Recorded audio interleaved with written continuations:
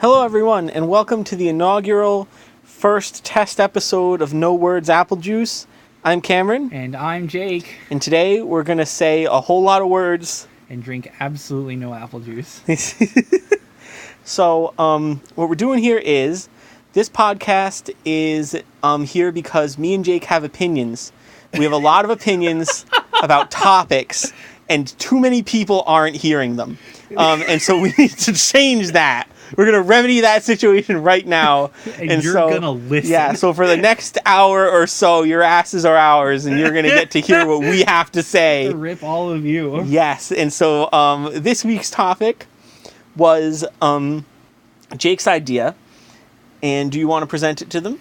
Yeah, so it's we wanted to do a top 10, which is each one of us did 5, a list of our favorite superhero movies, and we're going to discuss how to make the ideal superhero movie. What makes a good superhero movie? Yeah. So, first of all, I think we need to talk about just like the evolution of the superhero movie, because I think for a lot of people, when they think of like the superhero movie, they're thinking of like the superhero renaissance that we're in right now, which really didn't start until I'd say about 2008 at the earliest. But before that, the superhero movie, I would say, became popular with the first X-Men. Yes, I would agree with that. And people don't really talk about that, but that's really where it started. Yeah, and like there was some stuff before that. There was like the Blade movies, which aren't really superhero movies. They were good movies, but they're not superhero movies. I mean, those came out around the same time. But pretty similar, yeah. I mean, like before that, we had like the really goofy stuff. Yeah, there was the unreleased Fantastic Four movie, which is awesome, amazing. Fantastic. We had those Captain America movies. Yep, and TV shows. Like there was a lot of TV shows before X-Men. Yeah, like even going way back, you had the popular Wonder Woman show. Yep. You had the Incredible Hulk, the very sad piano walking movie. Yeah. Thor was in that, and Daredevil eventually was in that. Yep, they got to make little episodes. But there was always this idea. There was, of course, the '60s Batman, of course, a big one. And the Richard Donner Superman movies were probably the only big comic book movies. That and the Batman series were really the only ones pre X-Men. Yes. And like, so when me and Jake were kids, a superhero movie happened maybe once every 3 or 4 years, and it was the biggest fucking deal. Oh yeah. Huge. Like it was insane. Storylines, lots of advertising, the big name actors, you had to slap right on them. Oh yeah.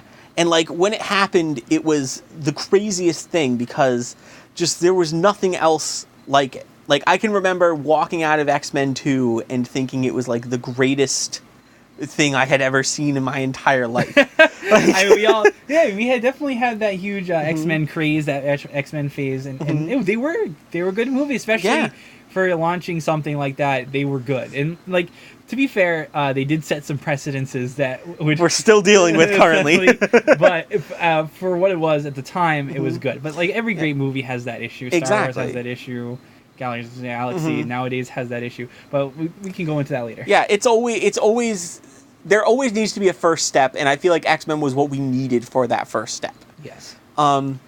And I think that, so when I was a kid, my favorites were the Spider-Man movies, because Spider-Man's my favorite superhero, or at least he's way up there. Definitely when I was a kid, he was my favorite. The first Spider-Man movie I really liked, but I was never a big Green Goblin fan. And so, like, I was super into it, but at the same time, I was a little disappointed in just the fact that the Green Goblin was the villain. And I remember Spider-Man 2 coming out, and it was one of the first movie trailers I can remember watching on a computer, seeing it for the first time.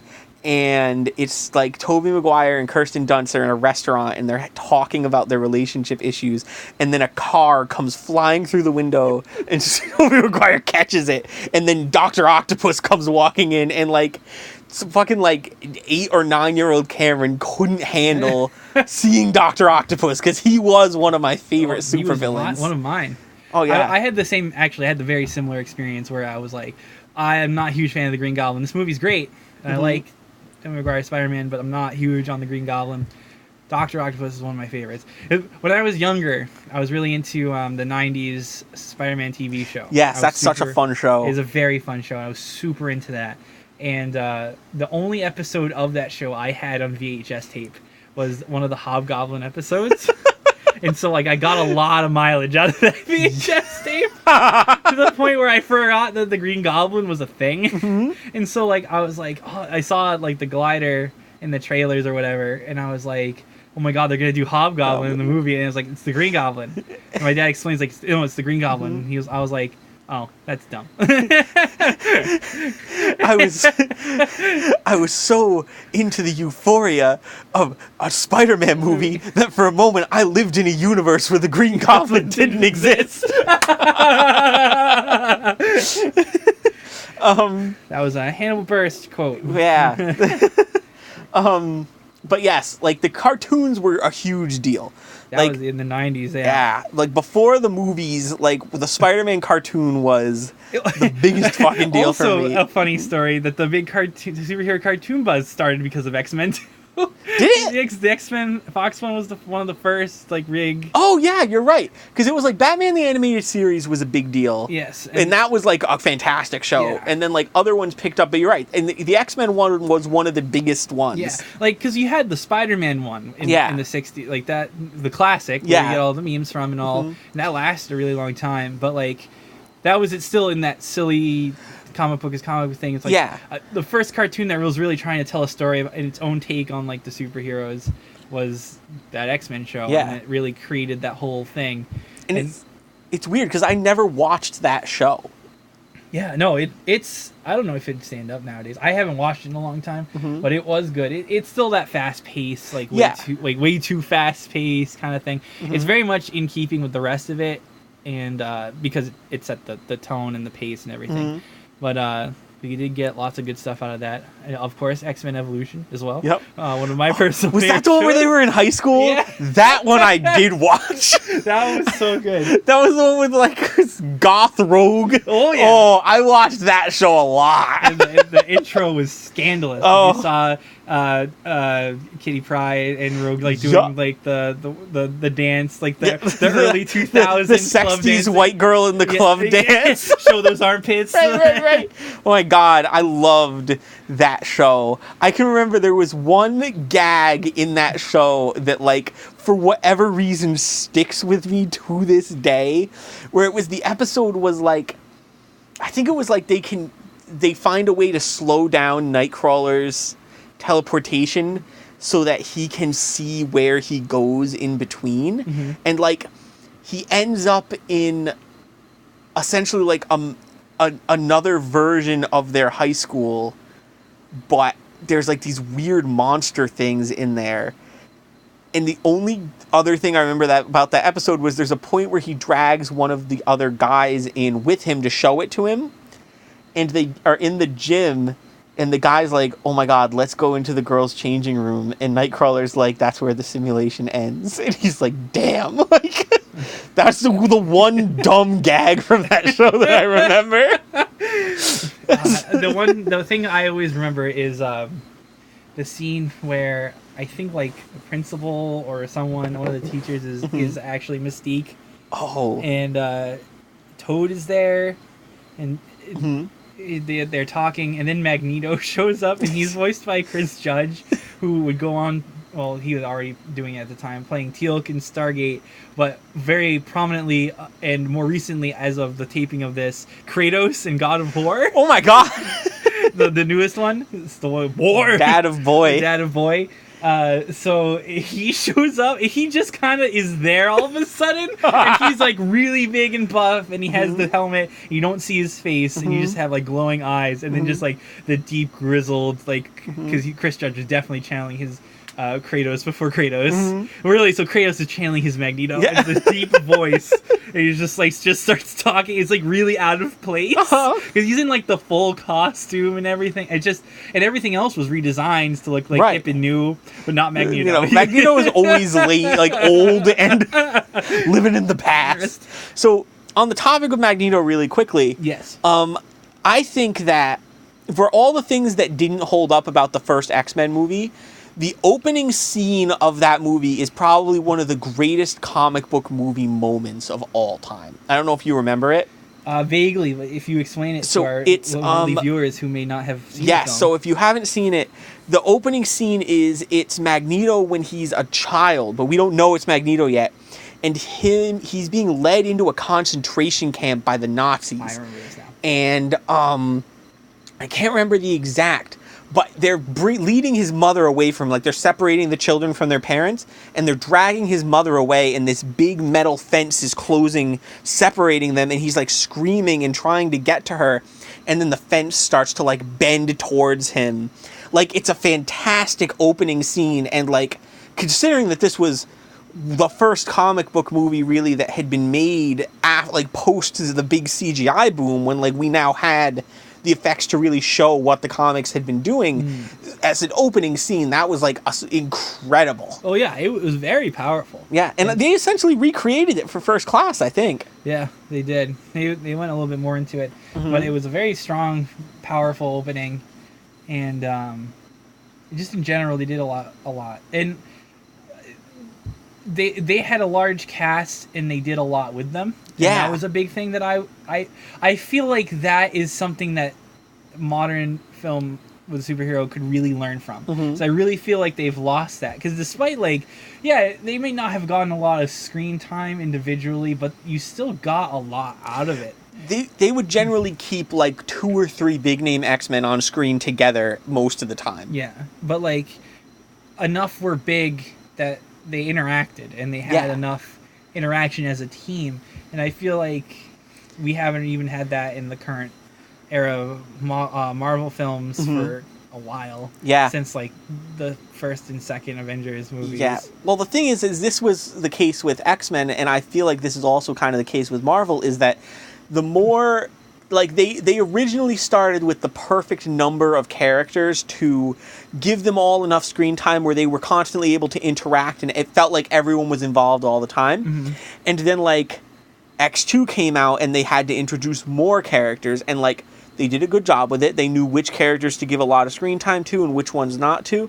And then, like, by the time you get to, like, X3, where they really buff out, like, every X-Men has to be there, there's so many big name X-Men that, like, you really don't have enough time to spend on all of the ones that deserve it. Like, Kitty Pryde, Shadowcat being in X3 doesn't get very much screen time. The Juggernaut doesn't get very much screen time. Like, all these characters who are classic X-Men characters who you want to see a lot of are still competing for screen time with the original cast, who also needs all of that screen time. And so, like, you just don't have enough. Though despite the lack of Juggernaut, they did, in fact, the best line of the movie came from him. It's true. One that would be repeated for many years to come after. To this day is still hanging in space somewhere. I'm the Juggernaut bitch will never die. It never will. And I've seen that referenced in the year of our Lord 2019. Oh my god. And it blew me away. Astral projected me into another place. Yeah, like, people still are making fun of I'm the Juggernaut bitch. It was such a dumb line. It was dumb, but that's the one thing they carried through. Yep. I cannot picture the man that played Juggernaut in that movie, but I could still hear him saying that line. I can picture the costume. I can't picture his face very well. Even so, X3 was a bad superhero movie. Like, yes, that was, a bad film. Yeah, but it did have one really good scene in it, which was the opening where they're in, or I think it was towards the opening, where they're in, like, a training room.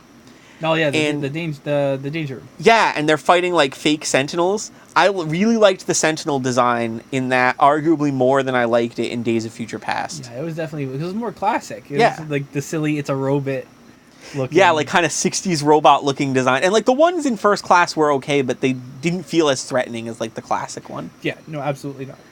Oh, that wasn't First Class. It was Days of Future Past. Sorry. Yeah. I know what you meant. Yeah. But yeah, and so just time went on, and more superhero movies started coming out, and it was still a pretty slow stream. Yeah. It was mainly just, like, the X-Men franchise did its 2 really good movies, and then the third one would bomb, and then Spider-Man followed the same path, and then Blade. Yeah, Blade was already dead by the time like Spider-Man 2 came out. It's true. Blade 3 just like was dead in the water. But I mean, it's still a similar path. Yeah, and then I'm trying to think, and then like other companies started to try to like break in and do like, here's our superhero, and so like a lot of characters were being thrown against the wall where they like splattered and died. Like there was like Daredevil, which isn't as bad of a movie as people say it is. I was into Daredevil when it was new. Well, I was into it too. I thought that, because the entire fucking soundtrack was just that Evanescence album. I can clearly remember being like 11 or 12 years old and watching that scene where Elektra is stabbing all the sandbags and Bring Me to Life is playing and being like, this is so fucking cool. Buddy, that to really hammer in how strong that sequence is, that sequence with that separate song was immediately preceded by a scene at Elektra's. I think it was Cameron Diaz in that, right?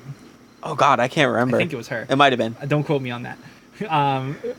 Anyway, Elektra, the character Elektra's father's funeral, where they played My Immortal. That's right. Oh my God, I forgot how much happened. Evanescence was in that movie. And then there was like a short seconds. I mean, literally seconds of something else happening with Batman and I forget his name right now. Ben Affleck. And then immediately right into Bring Me to Life with the training montage. Yes. Daredevil, even the shittiest superhero movies have moments that are really good. Like the beginning of Daredevil where they do the origin story is cool. Like there's some decent emotion in that scene. And I actually think Colin Farrell did a good job playing Bullseye.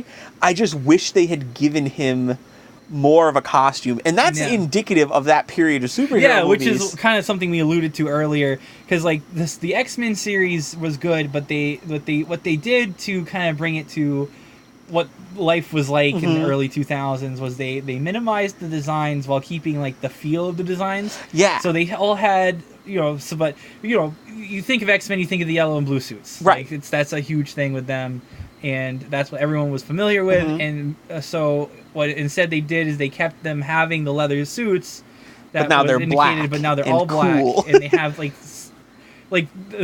the theming of the suit is there, but it's just all black. There's no color to it. Like they kept it so that if you could look at the characters and immediately be like, I know who this is, but like they took out everything except for the few things you would need to say like this is Cyclops. He's got the visor still, like he's got the headpiece to his costume. All minimized to like kind of make it more realistic.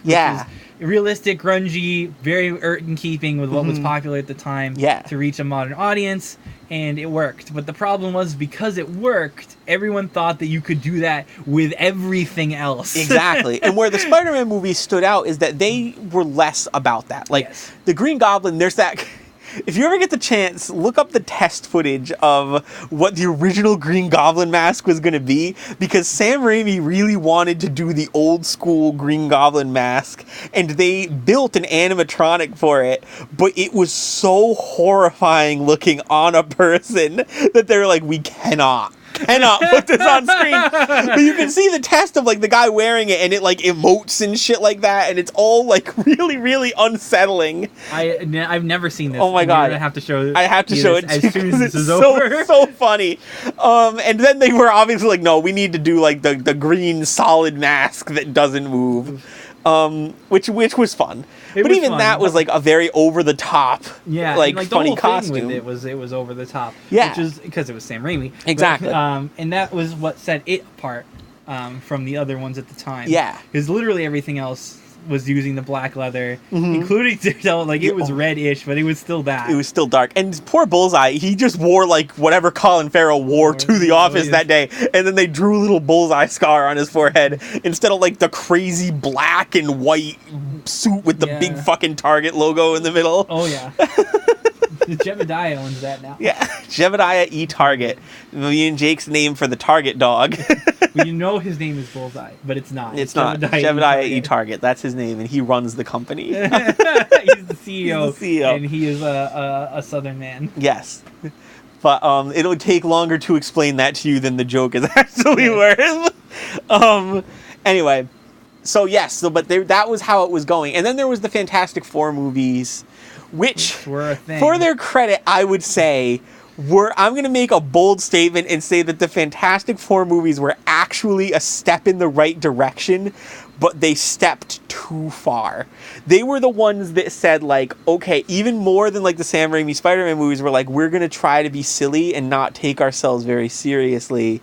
And they went to take a step, and then their like Mr. Fantastic leg shot out and went way too far, and they became like too silly. I'm going to go ahead and take that tea and sip it gently and agree with you, because I remember I liked those films. When they were new. I was a kid, I didn't understand. But like even now, like I don't hate them as much as I thought I would. Yeah. And I agree, because like the thing is, it was trying to be silly. It was understood that the concept was kind of dumb, and they went with the classic not classic, but pretty much the same costume. Yeah, they had like the dumb 4 logos on them and everything. They were blue and black with the white. Yeah, they did it. They did it. It was the Fantastic Four. Exactly, and they were not taking themselves even a little bit seriously. No, they had a big rock man, and that was he was in his undies, and that was it. And I liked the first Fantastic Four movie and the first 75% of the second Fantastic Four movie. They ruined your boy. They ruined my Look boy. How they massacred your my boy. When I was a kid, and to this day, I still am a big fan of Galactus. Which I'm saying, having never read a comic that actually features Galactus. I like Galactus as a concept. I never knew that. You never knew that? Yeah, I've heard like the Spark Notes versions, but for whatever reason, the hundreds of fucking dumbass Fantastic Four comics my dad handed down to me, none of them were Galactus stories. And so, like, I always knew he existed, and I thought he was really cool, but I never actually got to read a comic or, like, watch an episode of the cartoon with Galactus in it. I just knew about him and thought he was awesome. And so, That's fair, though. I maintain myself as a fan of Galactus, having never actually gotten to experience him. And so, when Fantastic Four: Rise of the Silver Surfer was coming out, I was really excited for that movie, because if you get Silver Surfer, that was definitely going to be Galactus, right? And like, I remember watching the trailer, and that might have been one of the first times I like put on my conspiracy tinfoil hat and like